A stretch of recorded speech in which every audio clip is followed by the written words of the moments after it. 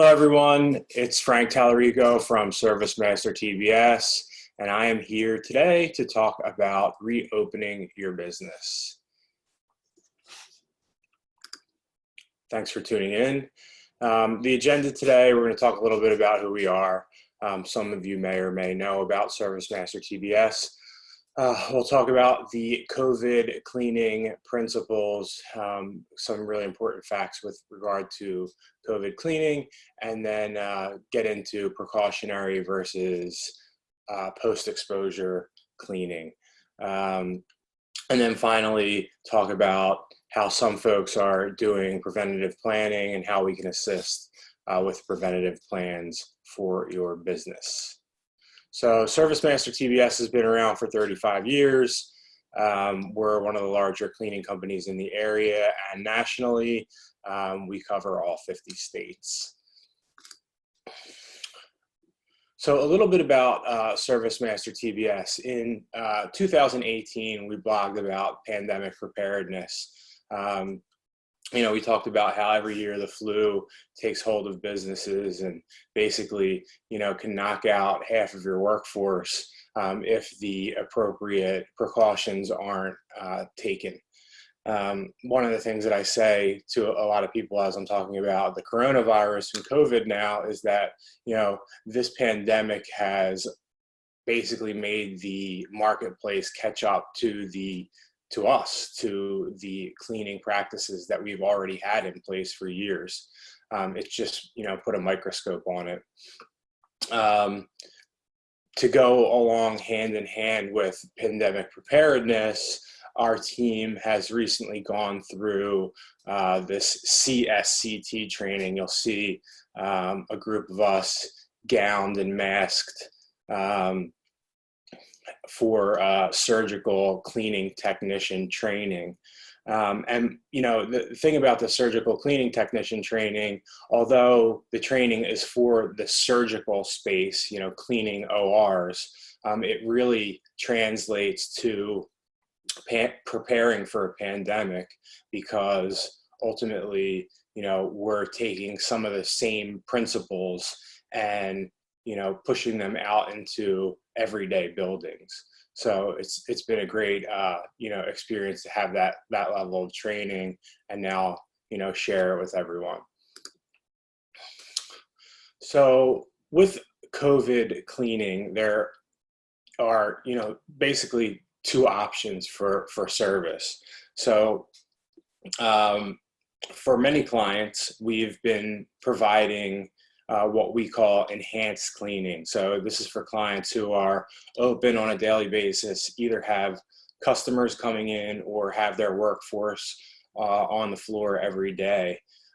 We've been walking throughout the facility, wiping high touch points, and really making sure that no stone is unturned when it comes to being able to clean and disinfect facilities.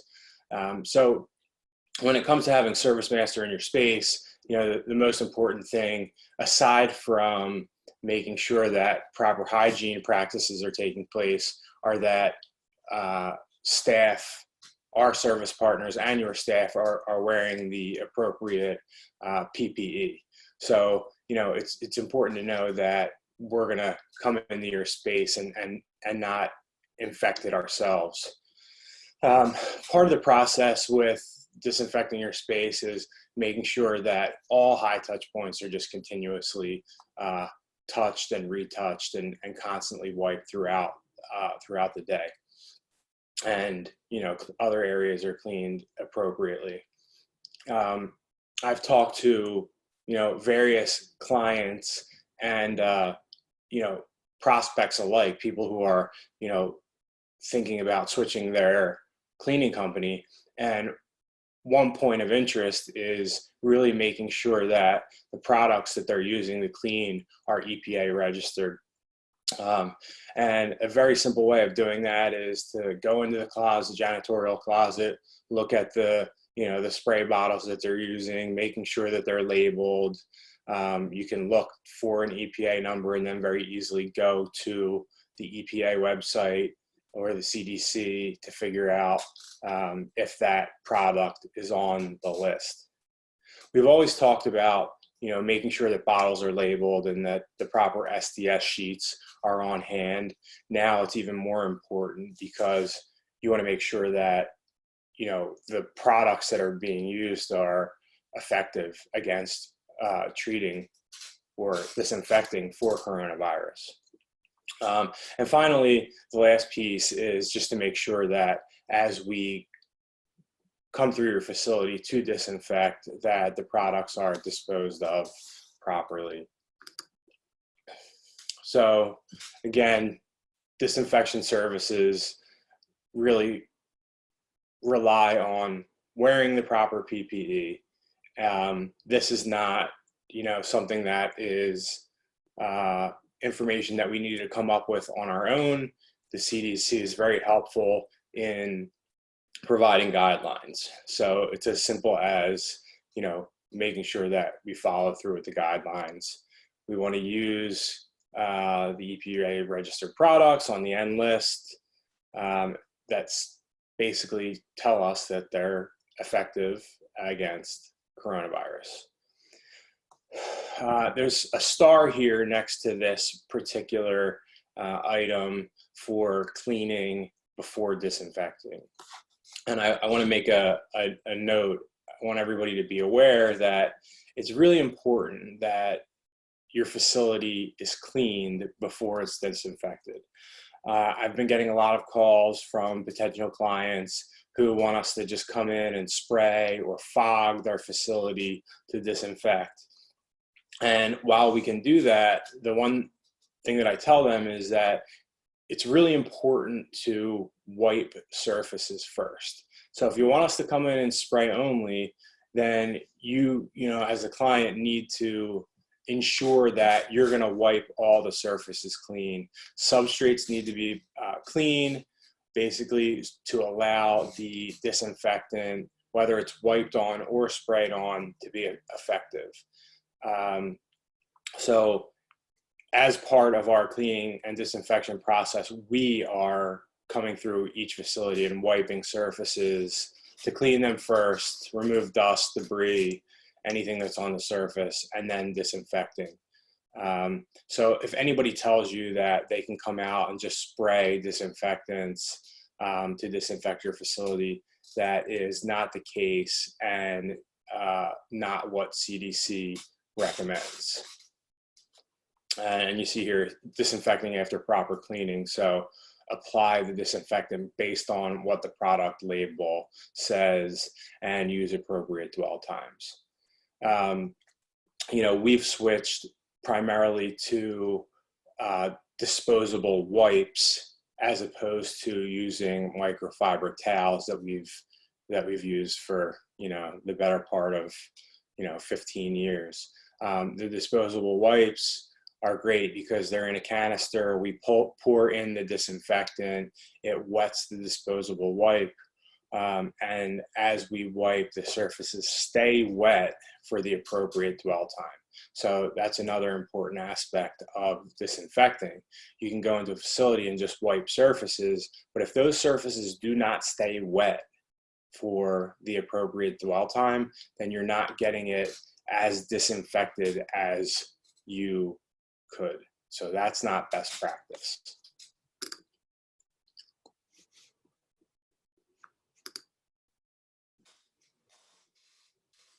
Let me go back here. Back. Okay, this is our product label here, ServiceMaster 7. As you can see in the top left corner, it has the EPA registration number. You can go on the EPA site, look up that registration number, and see that this product is effective in treating coronavirus. So as I mentioned before, if you really want to make sure that however your facility is being cleaned or wiped right now, simply go to look and find the label of the disinfectant, look for the EPA registration number, and find it on the website, and that will tell you quite clearly whether the product is effective or not. It will also tell you the dwell time. So the dwell times vary greatly. SaniMaster 6, which we used to use, had a 10-minute dwell time. SaniMaster 7 has about a 5-minute dwell time. And there are some products on the marketplace that have, an even shorter dwell time.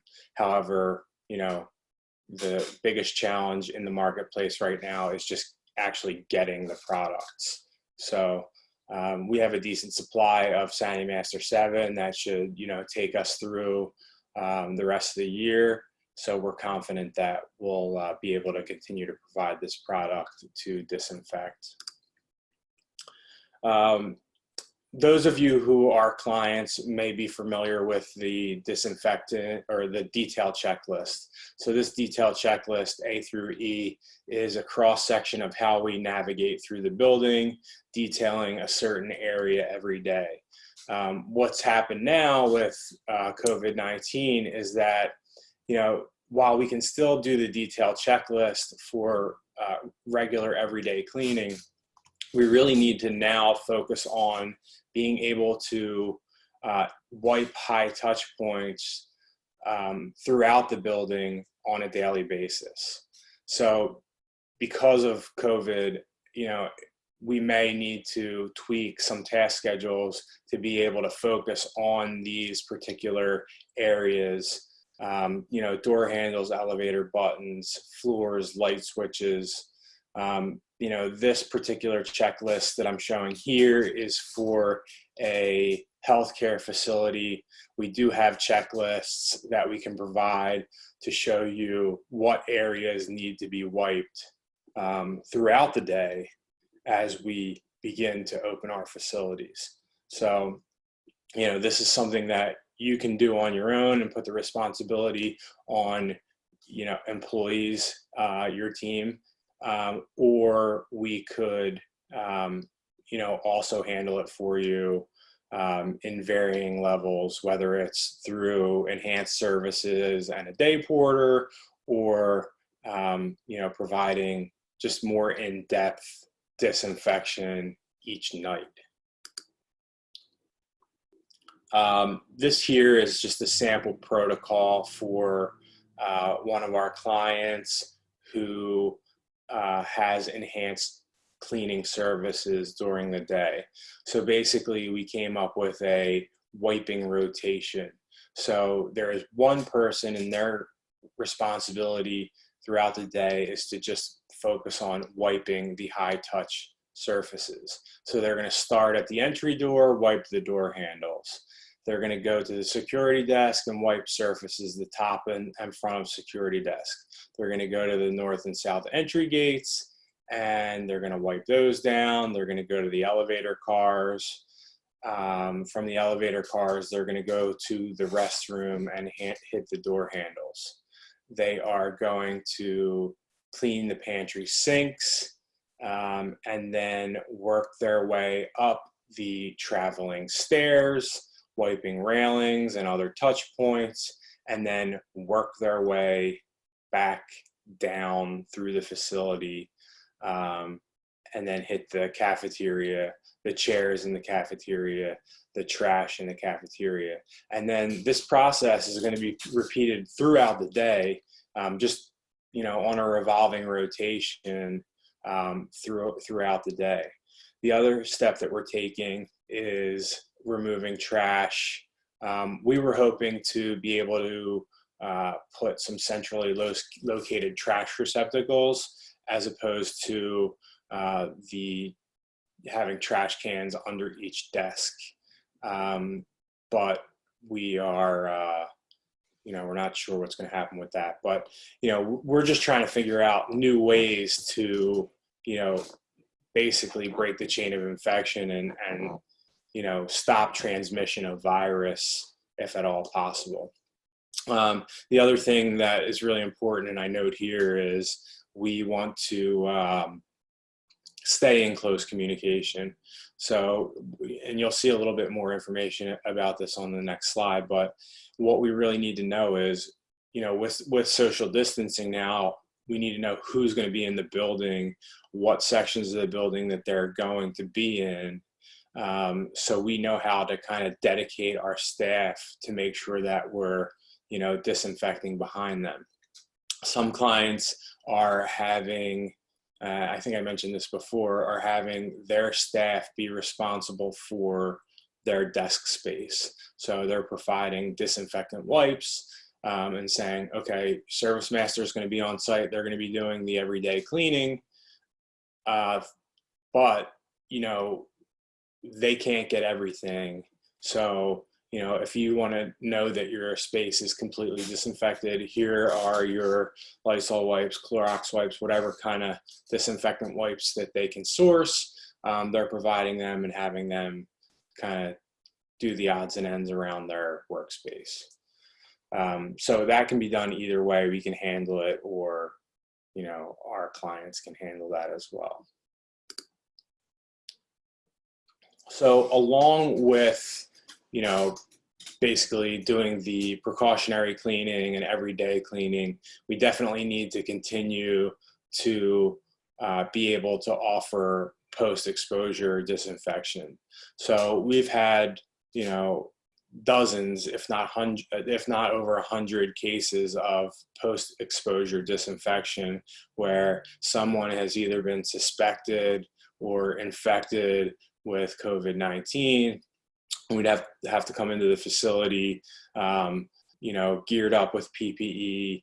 We typically use like a Tyvek suit, mask, gloves, and come through the facility and basically do a full terminal cleaning. And that's where the, surgical cleaning training comes really into play. A terminal cleaning is when you go into an OR and you wipe the walls, equipment, really everything in the OR with a disinfectant in order to break the chain of infection and, potentially remove any bacteria, virus that's on the surfaces. So as we move back to the workplace, there's certainly a possibility that some of our teammates will come in and, expose the workplace to virus. So at that moment, we really need to follow CDC guidelines and enable the facility to, be cleaned, disinfected, and reopened as quickly as possible. Especially considering the fact that we've been out of work or out of our offices for approximately 2 months now.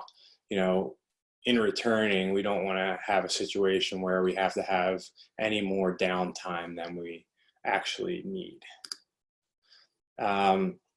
So here is a little bit of information from the CDC about post-exposure disinfection. For CDC, the best practice is to close off the area of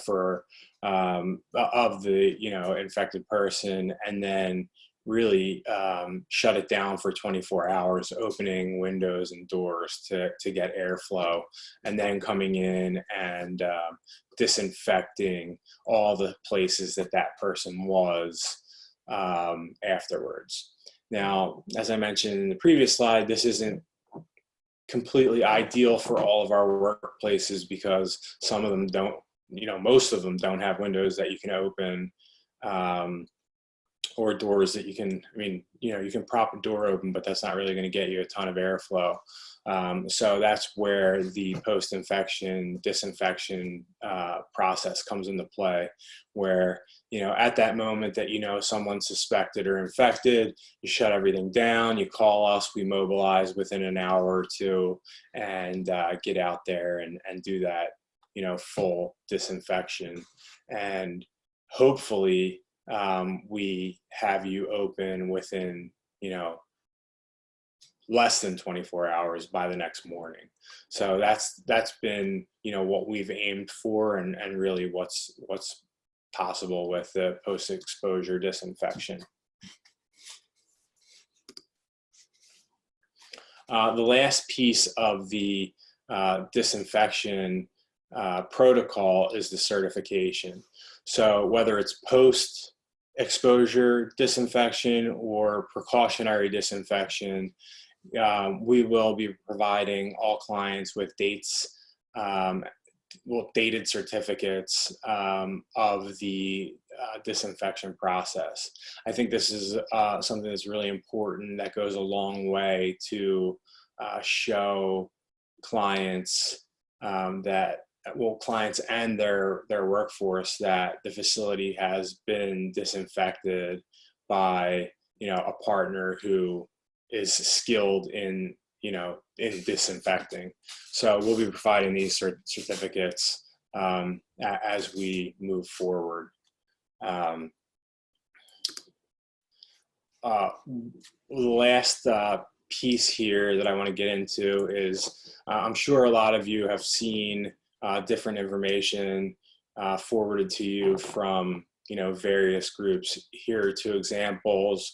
One client is working with this program, WISP, by Gensler. Gensler is, I believe, an architectural firm. They have this program, WISP, where they are basically creating social distancing grids as an overlay of the workspace floor, so that they know where people can sit and be socially distanced, be 6 feet away. So this is just one tool that people are using to make sure that they're working safely. So Cushman Wakefield also has a fairly extensive document, discussing, rules, routing, workstation preparation, all that. So with a lot of these, there's a lot of information to distill, but I think that, if you have any challenges or questions, we can certainly have some conversations and try to help simplify the process and at least share with you what we know and what we think are best practices by the various organizations that are offering information. And finally, if you have any questions, feel free to email at info@smtbs.com. We'll be answering any questions that you have going forward. So thanks a lot for tuning in. And again, if you need anything, do not hesitate to reach out. We can help with PPE if you need it, disinfectant wipes, hand sanitizer. It's been a long road with regard to getting products, but they are starting to trickle in, and we do have a good amount available if you're unable to source it yourself. So thanks again for tuning in, and hope to hear from you soon. Thank you.